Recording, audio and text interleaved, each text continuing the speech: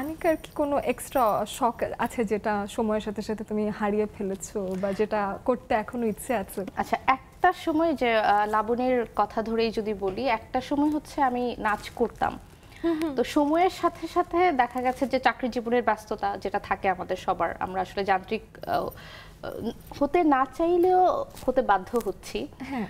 তো একটা টাইমে মাঝখানে কয়েকটা বছর ছিল আসলে আমি নাচটাকে হারিয়ে ফেলেছিলাম আর কি। আমার মনে জাস্ট কিছুদিন আগে থেকেই মনে হচ্ছিল যে আমার আবার শুরু করা দরকার। আসলে আমি নাচটা খুব পছন্দ করি ছোটবেলা থেকেই। আমি আসলে একদম স্কুল লাইফ থেকে মোটামুটি আমাকে অনেকেই চিনে, আজকে প্রোগ্রাম আনিকা তো নাচবে, ওর নাচটা তো থাকছে। তো ওরকম আমি আসলে স্কুল লাইফ থেকে এই প্রোগ্রামগুলোতে অ্যাটেন্ড করা, নাচ করা, ওটা আসলে করে আসছিলাম। বাট একটা সময় যে বললাম ব্যস্ততা, চাকরি জীবনের ব্যস্ততার জন্য সেটা আসলে হারিয়ে গিয়েছিল কয়েকটা বছরের জন্য। তো রিসেন্টলি হচ্ছে আমি আবার শুরু করেছি।